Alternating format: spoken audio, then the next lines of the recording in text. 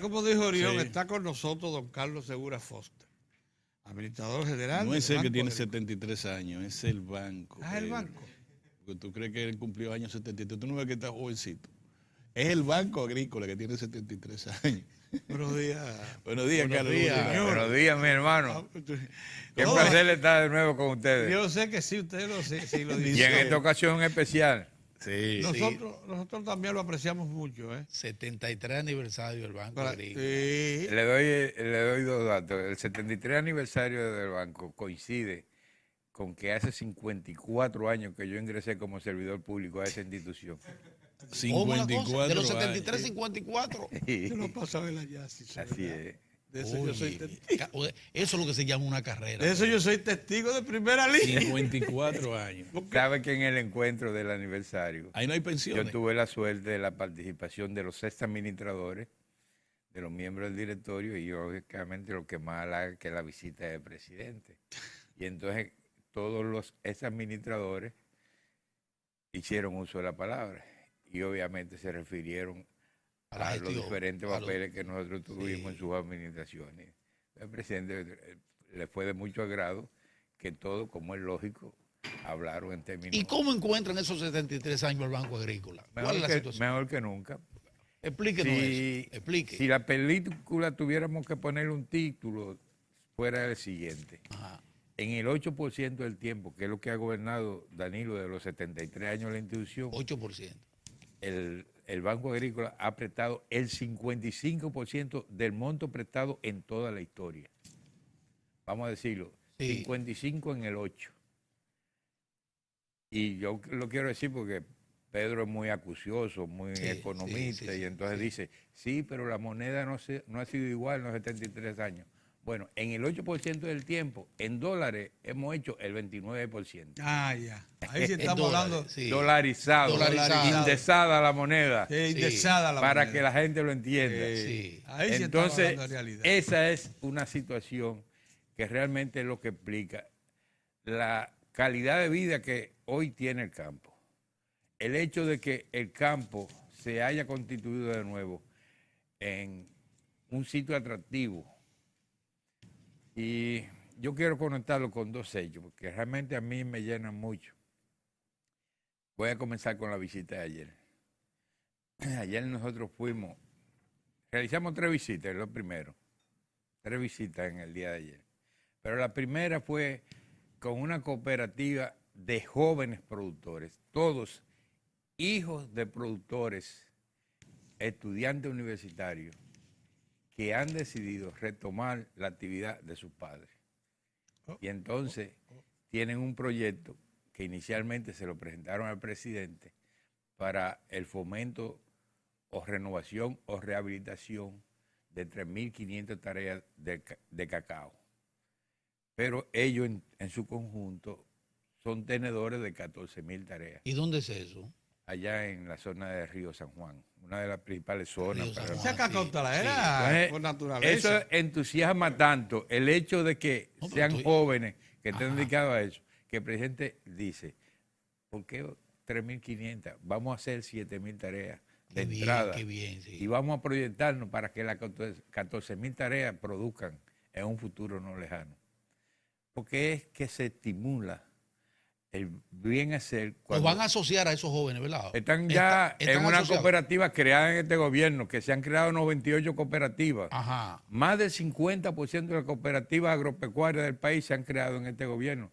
Porque la idea de las visitas ofrece eso, la asociatividad, Sí. cooperativizar. ¿Y qué va a significar eso en recursos para ese apoyo del presidente? Bueno, yo quiero un poco para que ustedes vean la Sí. situación, porque lo dije en la intervención que nosotros tuvimos. Nosotros estamos convencidos que lo que se ha hecho en esta gestión de gobierno, en el caso del cacao, a la vuelta de 2 años, nosotros vamos a tener el doble de la producción de cacao que se tenía en el año 2012. Y quiero que esto lo valoren el significado que esto tiene. Esta semana leí en un periódico, creo que se llama El Comercio, y excúsenme la Y cita. bueno, no lo importa, menciona, no lo menciona, no importa, importa. A nosotros eso nos gusta. En China continental hace 30 años que no se conocía el consumo de chocolate. hoy hay 200 millones de habitantes de la China continental consumiendo chocolate. Y 200 con relación a la población total de China, obviamente no tiene mucho significado, pero es 20 veces la población dominicana. Y ese cacaíto nuestro, que le da un punto especial, dicen los técnicos, los que saben de eso. No, que siempre ha ganado los premios por la calidad. Carlos, está hablando productor. El trópico tiene una característica especial que le da una calidad, una connotación. Un punto especial, exacto. El Caribe y el trópico producen la mejor calidad. Y nosotros aquí estamos calificados y hemos ganado los premios de la excelencia en la producción de cacao a nivel europeo y ahora estamos incursionando en el Asia.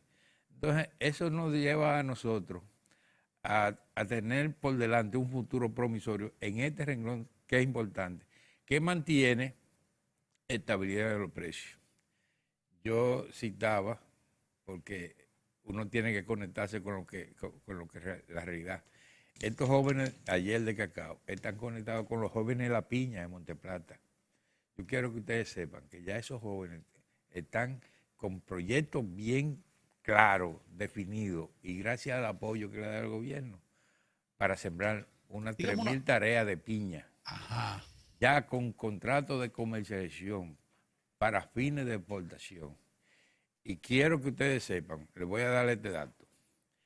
Otro país, no viene al caso que lo mencionemos, muy tradicional en la exportación de piña, está exportando y ha hecho ahora en periodo de abundancia oferta de piña a $4.50 caja. Resulta que a nosotros nos están pagando 5 porque por encima de ello nuestra piña tiene mejor sabor y es mucho más dulce. ¿Qué era costarricense? Aquí la piña no está agria entonces. Mire, No, la piña está muy dulce aquí. mire, Fote. Pero vamos a volver al inicio del aniversario y ese porcentaje de que en el 8% Del tiempo. Se ha apretado el 55% del monto Vamos a valor nominal. Dígame, de la moneda. ¿cómo ha ido la inversión del gobierno al Banco Agrícola desde el 2012, cuando el presidente, a la fecha? ¿Cómo ha estado eso? O sea, inyección de recursos al Banco Agrícola. Le agrego esto, Carlos, de lo que dice Mozart. Sí. Versus requerimiento del sector. Exacto. Sí. Versus requerimiento de crédito del sector. De crédito del sector. Lo que ha hecho posible es precisamente el gran aporte que ha hecho el gobierno. Y el diseño de una política claramente definida, porque esto no es una cuestión de improvisación. Esto es, como le hemos dicho otra cuestión, es sobre la base de un diagnóstico certero y de una visión clara que permitió establecer 4 pilares básicos de la economía dominicana, entre los cuales está la agropecuaria, conectada con el turismo, la educación y la salud. Entonces, todo lo que se ha hecho es pensando en que cada día va a ser necesario aportarle más a la alimentación, porque el gran éxito de la política de producir en el campo es que el gobierno ha creado un mercado de consumidores, ha creado las condiciones para que el consumo de lo que se produce esté asegurado. Y es lo que ha permitido producir más, vender a precios razonables, generar beneficios y obviamente, a pesar de las inclemencias que hemos pasado en este país, de 30 meses de sequía, de severas inundaciones a finales del 16, de 2 ciclones consecutivos en el 17, nosotros hemos pasado de un 80 a un 85% del aporte de la seguridad alimentaria para una población que cada día crece demandando más alimentos. ¿Y por qué crece demandando más alimentos? Porque la política estuvo diseñada, hay que producir más porque se va a necesitar más alimentos. Primero, todos los sectores, militares, profesores, médicos, agrónomos, empleados en sentido general, han recibido incremento de su salario. En el sector privado, un 20% de aumento fue el último que se produjo. Entonces, cuando todos los asalariados recibimos aumento, obviamente lo primero que pensamos es aumentar la alimentación, mejorar nuestra alimentación. Claro. Y el otro pilar, el segundo, es el hecho de que el 4% está diseñado para que sea a través de programas de tanda extendida. Hasta el 12, en las escuelas se servía un desayuno escolar. Ahora, ya el año escolar que termina ahora, se llevó la cifra a 1.500.000 estudiantes, pero con la diferencia que ya no es solamente desayuno, hay desayuno, merienda, almuerzo y merienda. Y la meta es que ese 1.500.000 en el 20 ya sean 2.800.000 estudiantes, es decir, el 100% de la población estudiantil. Y con un criterio claro que el presidente dice, quiero que por lo menos los programas en donde interviene el gobierno, el 100% de lo que se sirva sea de producción nacional. Entonces, eso es lo que ha creado la base para que las asociaciones de ganaderos, como es el caso de Aganta, de Monteplata, de Copesur del Sur, de Cofedegano del Norte, monten su planta. han pasado a establecer su planta de producción y a convertirse en los más grandes y más confiables suplidores de programas de alimentación escolar. Sí, así es. Un solo dato, Aganta suplía 5.000 raciones de desayuno. Este año escolar que termina ahora sirvió 350.000 raciones. ¿Cuántas veces caben 5.000 entre 350.000? No. Ese es el crecimiento. Y Aganta, el diseño fue a raíz de una visita sorpresa y del apoyo que ha dado el gobierno. Entonces, el gobierno, consciente de eso, sabe que ha tenido que darle el mayor apoyo que ha recibido el campo. El campo dice, Danilo es el redentor del campo. ¿Por qué? Porque hasta el 12 el campo era tratado, si se quiere, como un renglón secundario. Hoy el campo siente que es un sector importante para el accionar del gobierno. El 12, ¿cuál es el capital operativo? Cuando nosotros llegamos al 12, lo importante es destacar lo siguiente. La cartera del banco era de 6.800 millones de pesos, con una enfermedad de 38% de la morosidad. Hoy nosotros tenemos una cartera de 26.000 millones de pesos y una morosidad del 8%. Pero ¿qué es lo importante? Que esa cartera se ha multiplicado por 4. Nosotros habiendo prestado al día de hoy 96.800 millones de pesos, lo que quiere decir que el incremento se ha dado con calidad porque nosotros, además de muchos préstamos, hemos mantenido muchos cobros. Sí. Hemos prestado bien, suficiente, oportuno y hemos cobrado bien como consecuencia de que la gente está produciendo. Propósito editorial muy resumido del comportamiento económico financiero del Banco Agrícola. Yo quisiera, sin embargo, extraer una gran experiencia con respecto al resto de América Latina, fundamentalmente Centroamérica y la zona cercana. El Banco Agrícola le ha sobrevivido a una tendencia internacional que había de hacerlo desaparecer. El neoliberalismo lo quería llevar porque decía que la banca privada estaba en capacidad de suplantarlo. Yo creo que hoy... Aquí se había acordado. Yo creo que hoy nosotros debemos reconocer que cuando ustedes llegan, ya el Banco Agrícola había sobrevivido a esa tendencia. No, cuando nosotros llegamos, estaba como parte del acuerdo que había obtenido 3 dispensas para que desapareciera el banco. 3 dispensas, ¿eh? Se habían resistido. Pero yo quiero destacar, los países que cometieron el error de eliminar instituciones similares han tenido que dar vuelta atrás.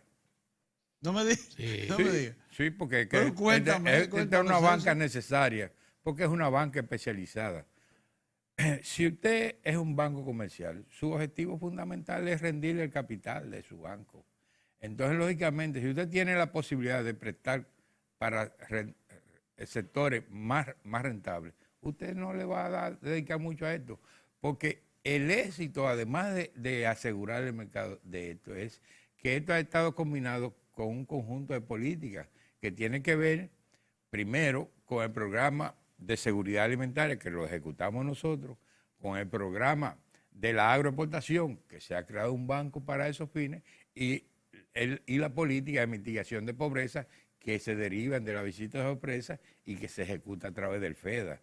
Entonces, son 3 accionar que primero justifican la existencia. Aporte suficiente. El banco fue sometido a esa cartera a un profundo saneamiento, a una reevaluación de sus activos, pero además asegurarle en el presupuesto partidas que hemos recibido puntual y religiosamente a partir del presupuesto de 2013, conjuntamente con que es a partir del 2013 que se entra a cumplir la ley de seguro agropecuario que establecía la creación de la Dirección General de Riesgo Agropecuario para que Agrodosa, que es la aseguradora del gobierno, subsidiara la tasa, la prima de seguro de los productores. Incluido en el presupuesto del 13, los clientes del banco, que en ese momento apenas un 13% gozaban de resguardo de seguro, han pasado a ser cerca del 70%, porque están recibiendo entre un 20 y un 50% del valor de la póliza. Con un beneficio adicional que se sepa de entrada, es un banco supervisado por la Superintendencia de Bancos. Sí. Que un banco supervisado que nosotros tenemos la satisfacción, Sí. y quiero repetirlo esto, nosotros en el Banco Agrícola, desde el día como consecuencia de lo que se había acordado, no recibíamos la visita a la superintendencia del banco. Cuando nosotros llegamos en el 14, nosotros le pedimos a ellos que queríamos que ellos nos ayudaran a hacer el esfuerzo para que nosotros cumpliéramos estrictamente con lo que son las normativas. Yo tengo la gran satisfacción que ellos me complacieron y fueron en el 15. Y cuando ellos salieron, terminaron de la visita, ellos nos dijeron, ustedes tienen que mejorar mucho. Volvieron al 16 y cuando concluyeron nos dijeron, ustedes han mejorado. Y ahora en el 17, cuando concluyeron, nos dijeron, ustedes van muy bien. Entonces, eso lo dice todo. Foster, una cosa, un elemento importante para mí vital en todo lo que está aconteciendo con ese renacer del campo dominicano, porque es así, eso es lo que uno está sintiendo, es el asunto de la titulación, porque eso es lo que le da la seguridad, sobre todo cuando eso se ha concentrado, Pedro, en el chiquito, con esa reforma agraria. Entonces, van más de 41,000 títulos definitivos entregados ya por el presidente de la República. Y el hombre está muy entusiasmado porque tiene 2 semanas consecutivas que va y entrega una considerable cantidad, que 800, que 900. Ahora fueron 809. 809. Entonces, el viernes. ¿cómo? Del banco salimos para allá. Con esa experiencia que tienes, y manejando una entidad que debe cuidarse, porque cuando va a otorgar un préstamo, requiere en algunos casos, o en muchos casos, del elemento de la titulación. Ese proceso de titulación que se lleva a cabo, junto con el proceso de saneamiento y desarrollo del financiamiento agropecuario a través de ustedes, a través del FEDA, como lo hace el presidente de la República. ¿Cómo uno puede ver ese proceso? ¿Cuáles son los resultados? Es parte del fortalecimiento que tiene la institución. Sí. No es lo mismo una supervisión a una institución que la mayoría de su cartera, como era antes, la garantía era prendas sin desapoderamiento. Sí. Ahora que se le está apretando a verdaderos propietarios y que ellos acceden. Oye, el cambio es radical. A ofrecer una garantía hipotecaria. Es decir, Exactamente. la calidad de la garantía es mucho mejor y lógicamente las reservas que tiene que hacer la institución es mucho menor hoy en día. Es mucho menor. Eso sí. es parte del conjunto de acciones del gobierno que ha permitido que el campo realmente esté viviendo su mejor momento en toda la historia. Yo se lo digo con franqueza. ¿Cuántos faltan por titular? No, quedan por un titular más o menos. Mira, Lo reformado. mira, lo que quedan, lo importante es saber esto. El programa de titulación ha tenido que vencer muchos obstáculos que se derivan que no es de fácil, un país que no estaba organizado en cuanto a la tenencia de la tierra. Nuestra tenencia estaba sustentada en la ley 520 de la ocupación norteamericana. Entonces, el drama que nosotros encontramos es que siendo un país de 48.200 kilómetros cuadrados, aquí existían títulos o carta constancia que amparaban 72.500 kilómetros cuadrados.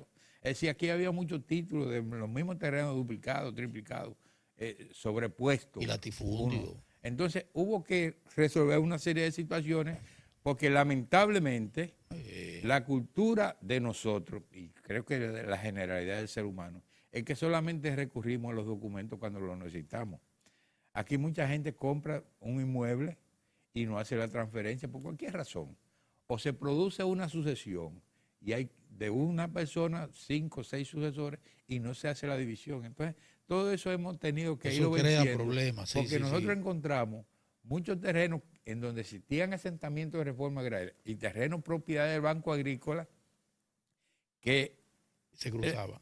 no, para ponerle un ejemplo, Cuando nosotros hicimos la primera reunión de la comisión de titulación, que hay que reconocer que la primera funcionó en el gobierno 96-2000, encabezado por una figura de leyenda, Piqui Lora, nosotros nos encontramos que Radio y Televisión Dominicana, el certificado de titularidad va a nombre de José Arimendi Trujillo Molina. Petán. Sí, fue. Oye, Porque aquí realmente se habían hecho las leyes, se habían transferido, pero no se habían hecho los trámites legales para la transferencia. Entonces nosotros nos encontramos que la mayoría de los terrenos de aquel proyecto de reforma agraria de Joaquín Balaguer a principios de la década de los 70, todavía los títulos estaban a nombre de los anteriores dueños. Sí. pero Entonces, eso ha cambiado es mucho. un programa grande que hemos tenido que hacer. Sí. Pero aproximadamente cuántos de los... Hay que traer a José están Dantes asentados? un día de estos. Aproximadamente, Sí, yo tienen creo que- título. José Sí, Dantes, sí. está haciendo un gran programa. para ofrecerle ese dato con precisión. Yo creo que es importante tener la información de José Dantes, De José por un Dantes, lado, que ha hecho un o de programa- Emilio Toribio Olivio, que es trabajo el que- formidable. el- amigo el Toribio de la Olivio, parte del sí. Instituto Agrario Dominicano. Porque realmente no me atrevo a la cuestión, porque hay muchos Sí, de sí, los sí, sí, sí, títulos lo entendemos. que ahora se están produciendo transferencias desde el Consejo Estatal del Azúcar Oye, eso. hacia el Instituto Agrario Dominicano Claro. para entonces Pero pasar. sí, entonces, Mira, tenemos que hacer un pequeño... Una Pero pausa, antes sí. de irnos, tú sabes que había muchos miembros de la Junta Agroempresarial Dominicana que estaban con la boquita abierta esperando esos títulos para ellos. No, pero no pueden traspasar. Eso ya no se puede traspasar. No, No, porque resulta que eso sale el título intransferible y como bien de familia. Eso no quiere decir que no haya procedimientos que le permitan en algún momento hacerlo, pero es difícil. Porque realmente el mensaje que dice nuestro presidente siempre, no vendan su título, que si ustedes lo venden, el dinero que ustedes tienen se le gasta, pero la tierra no se le va a gastar nunca. exactamente. Se Y va a ellos, quedar la y ellos están subsistencia. trabajando en función de ese. Y sobre principio. eso se ha trabajado mucho. Sí. Es una cuestión de conciencia. Yo quiero un poquito volver sobre lo que ha significado el crecimiento de la cartera del Banco Agrícola Sí, claro con que sí. relación a las necesidades del campo. Sí, está Desde bien, el está campo, bien. muy bien. Volvemos en breve, volvemos.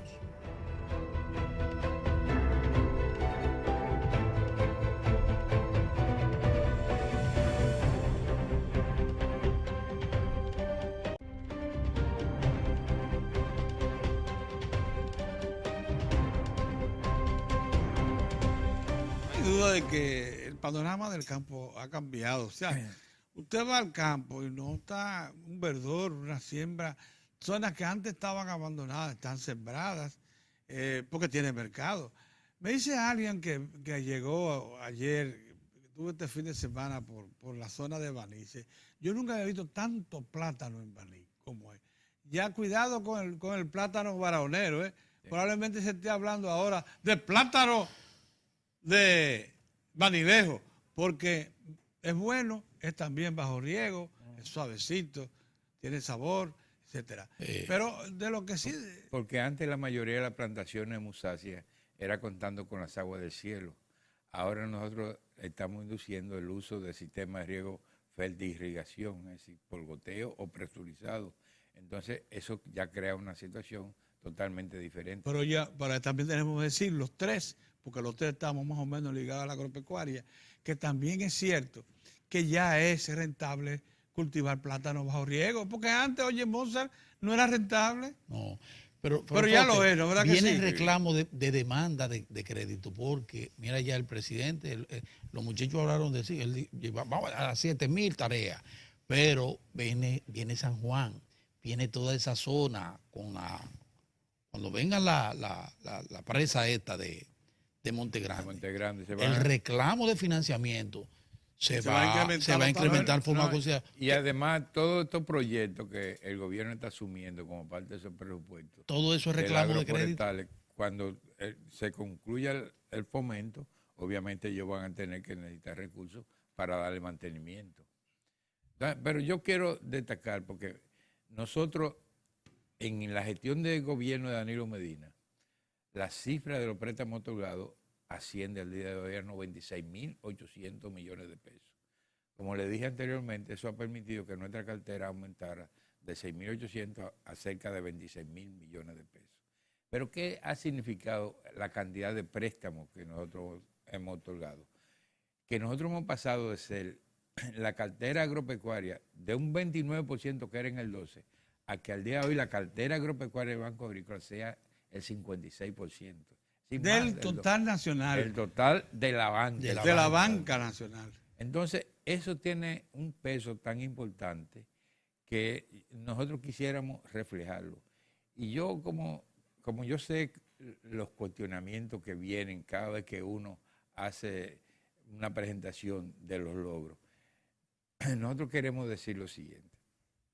El compromiso de Danilo Medina en el encuentro de la Junta Agroempresarial en Bávaro en el año 2012 fue el equivalente de $1.000 millones en financiamiento al campo en sus 4 años. Bueno, los préstamos que ascendieron en términos redondos 60.000 millones, exactamente 59.352, representan 1.360 millones de dólares. Es decir, se superó en 360 millones los dólares que él ofertó. Y lo que hasta el 2016. Y lo que nosotros hemos venido es un crecimiento constante, año por año, promediando en su primer cuatrenio una cantidad que ha sido superada. Ya lo que en este cuatrenio nosotros hemos prestado 37.000 millones de pesos sobre una meta para los 4 años de 70.000 millones de pesos. Eso quiere decir que nosotros hemos pasado de 1.250 millones promedio mensual durante el primer cuatrenio a 1.650 millones promedio mensual en el segundo cuatrenio. Y vamos a seguir aumentando porque es una situación de confianza. Es que nosotros estamos financiando la seguridad de la producción del agricultor. Nosotros estamos financiando proyectos técnicamente factibles, económicamente rentables, con un compromiso cierto de prestarle la cantidad necesaria y en el momento oportuno, que era una de las debilidades que nosotros habíamos heredado. Porque cuando usted no financia completo un proyecto y fuera de tiempo, en vez de un bien, usted le hace un mal al productor. Porque si usted carece de los recursos, no se comprometa. Es parte de la historia que nosotros hemos tenido que vencer. Legal, en términos reales, los recursos que necesita la agropecuaria. El Banco Agrícola ha sido beneficiario de una transformación enorme.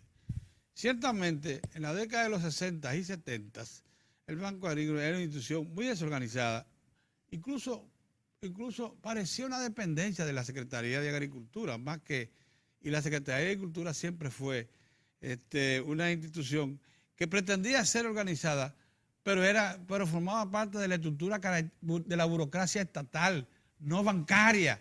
Y eso como que se reflejaba mucho en el Banco Agrícola. Dentro de las instituciones de todo, siempre el Banco Agrícola ha estado en la vanguardia del prestigio de todas las instituciones. Entonces, sin embargo, sobrevivió el Banco Agrícola a eso. Y una de las cosas que usted confesó hace un momento es que recibió 3 dispensas antes de... Porque era el Banco Interamericano de Desarrollo que lo solicitaba. Era el Banco Mundial que lo solicitaba. El Fondo Monetario exigía eso como el parte del Fondo acuerdo. Monetario lo solicitaba. Oye, estamos hablando, Mozart. ¿Tú sabes qué fue que se recibió? Sí. El Banco Agrícola. A pedido del Fondo Monetario, del Banco Interamericano y del Banco Mundial. Bien, ustedes tienen un mérito enorme. En las administraciones del PLD, en las administraciones del PLD, fue que se preservó la institución. Pero creo, sin embargo, que es en estos tiempos en que ha recibido hay una política predeterminada de favorecer el campo, pero sobrevivió en el PLD a esa presión. Es lo que yo quiero. Sí, pero ha habido continuidad. Yo quiero, porque estamos cumpliendo 73 años. Yo creo que la institución siempre ha estado siendo una institución de mucho respeto en la sociedad. Sí. El Banco Agrícola se fundó en el 1945. Se llamó Banco Agrícola e Industrial.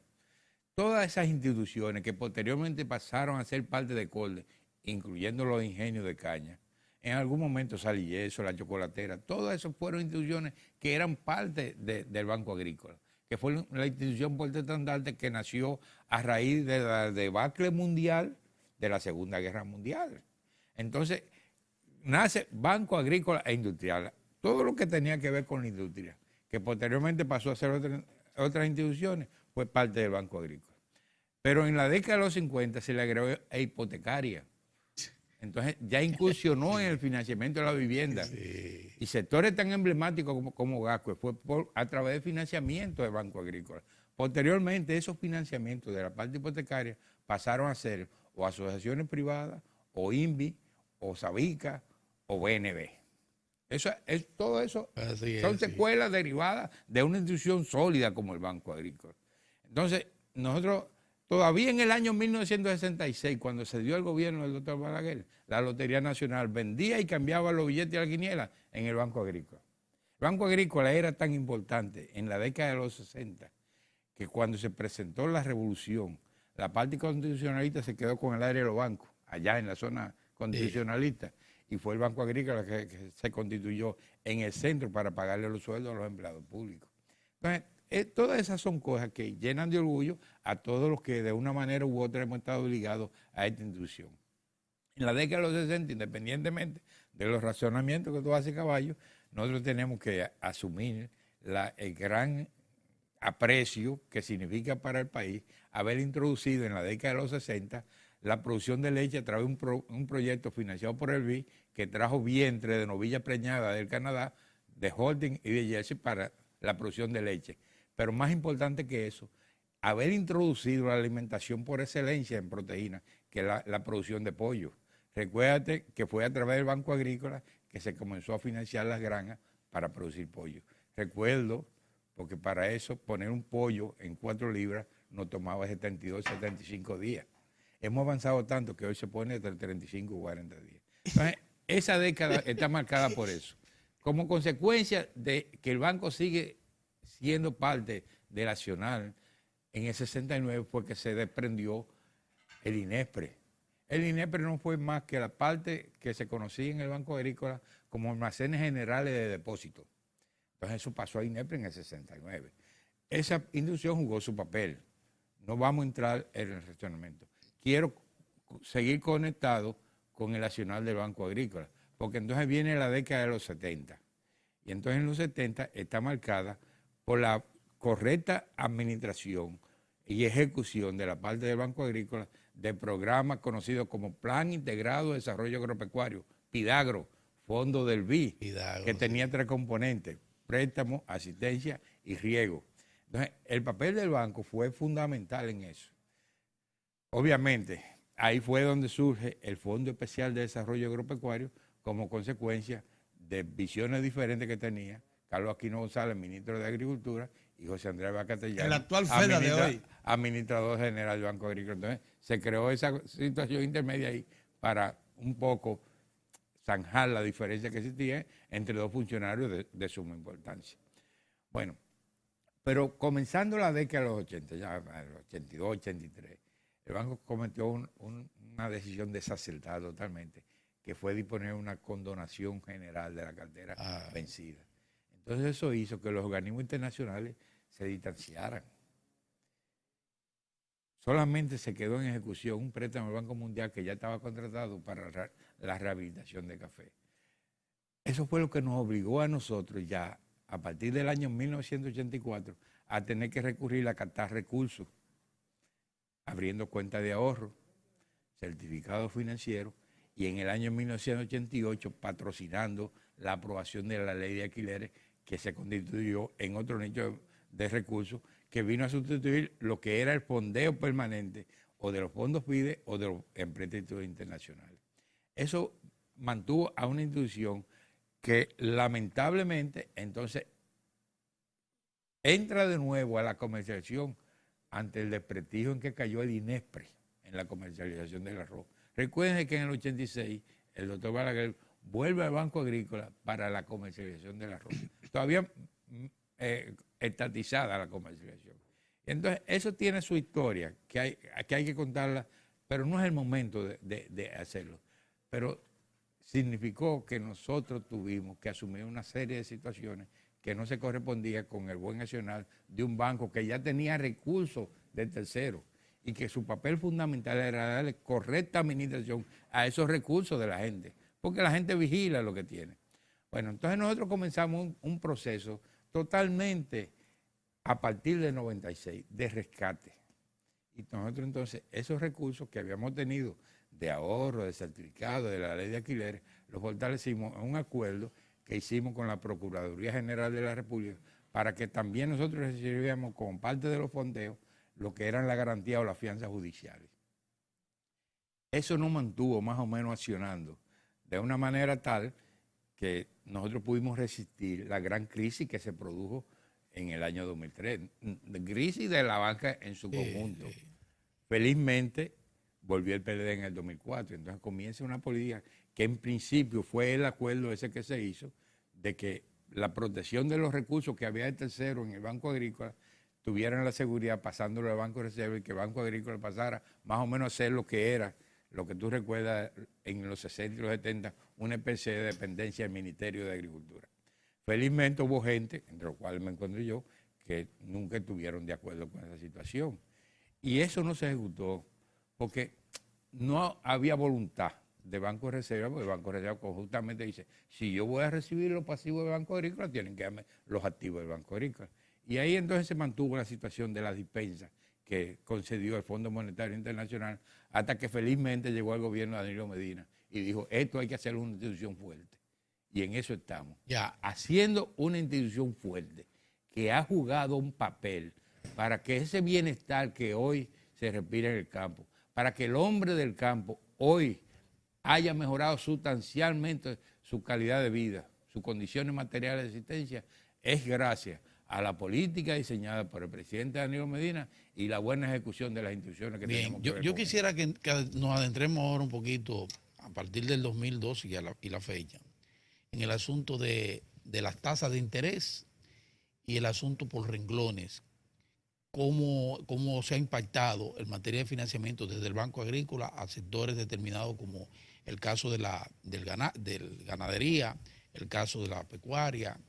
Hábleme un poquito de eso. Bueno, Mozart, qué bueno que toque este tema. Sí. Si nosotros hubiésemos prestado a la misma tasa que prestaba el banco, la cuestión, nosotros no hubiésemos tenido la oportunidad que ha tenido este gobierno, reduciendo la tasa de interés en promedio de 18 al 8%, de haberle 18 a 8. transferido. Sí, 18 a 8%. Ahí es que ha bajado, de Así 18 a fue. 8. Haberle Eso es verdad, transferido, así mismo es. haberle transferido al hombre y la mujer del campo, cliente del Banco Agrícola, la suma de 7.000 millones de pesos, que en términos reales son beneficios adicionales recibidos por ellos. Por la siguiente razón, y por para la que la gente lo diferencia de tasa. entienda, el que debía 1 millón de pesos en el 12, en el Banco Agrícola, pagaba al año 180.000 pesos de interés. Hoy está pagando 80.000. ¿Qué significa eso? Que le estamos dejando a ese cliente 100.000 pesos de beneficio. Pero esos 7.000 pesos, usted tiene que conectarlo, que el programa de titulación es gratis para los productores, que el seguro está dando un subsidio del 50% y que el programa de pinoración le ha otorgado para la estabilidad de los precios de los productos unos 3.000 millones de pesos. En términos reales, al día de hoy, el gobierno de Danilo Medina, a través de las diferentes instituciones, le ha transferido al campo beneficios en el orden de 14 a 15.000 millones de pesos adicionales a lo que estaba recibiendo. Amén de que le ha creado la seguridad de su comercialización al extremo de que en el 12 el agricultor producía, tenía que entregar su producto y recibir pago a los 90 y 120 días. Hoy hay cadenas, y tanto de supermercados como centros hoteleros, que le pagan a los productores por adelantado para asegurarse la entrega a tiempo de su mercancía. Y hemos transformado. Y hay que verlo, hay que hablar con la gente del campo para que se vea. Mira, como tú eres un economista agrícola práctico, porque has vivido todos estos años en el Banco Agrícola, yo no quisiera desperdiciar tu presencia para hacer una pregunta importante. ¿Sabes que hay una presión ahora de los arroceros para incrementar el precio del arroz? Ellos dicen que los beneficios que obtienen no son suficientes para cubrir gastos operativos. Eso preocupa mucho porque el arroz definitivamente es nuestro alimento nacional y porque además nos hemos convertido en autosuficientes y grandes productores de arroz y eficientes productores de arroz. Nuestro arroz no tiene que mediar a ningún otro de ninguna parte del mundo. Es verdad que necesita una revisión de precios los arroceros. Sí, y nosotros lo vamos a hacer con la responsabilidad que caracteriza a los funcionarios de este gobierno. Lo vamos a hacer con estudios objetivos, ya estamos haciendo los estudios que involucran costo, nivel de precio. Por lo siguiente, nosotros no podemos establecer el precio de ningún cultivo bajo los datos aportados por productores ineficientes. Nosotros tenemos que lograr la eficiencia en la producción. Exacto. Entonces, exacto. cuando nosotros logremos la eficiencia, que nosotros digamos, para decirlo en cifras, que todos producen entre 8 y 9 mil kilos por hectárea, que todos producen, vamos a decirlo para que ellos lo entiendan, 5 sacos de arroz por tarea, que ese arroz de una calidad tal que cuando va al molino produce sobre 150 libras por fanega. Cuando eso se produzca, entonces nosotros tenemos que abocarnos a que hay algunas tareas que nos permitan reducir sustancialmente los altos costos que algunos todavía mantienen. ¿Por qué? Porque si nosotros hiciéramos una buena nivelación de suelo, utilizaríamos menos agua, menos fertilizantes, menos herbicidas, y para decirlo en cifras, en vez de 20 libras de semilla por tarea, estaríamos utilizando 8 libras de semilla por tarea. Oiga usted. Todos los demás renglones, fertilizantes y herbicidas, nosotros les reducimos. Y hay productores que usan 8 libras por tarea aquí. Hay ya muchos productores que logran eso.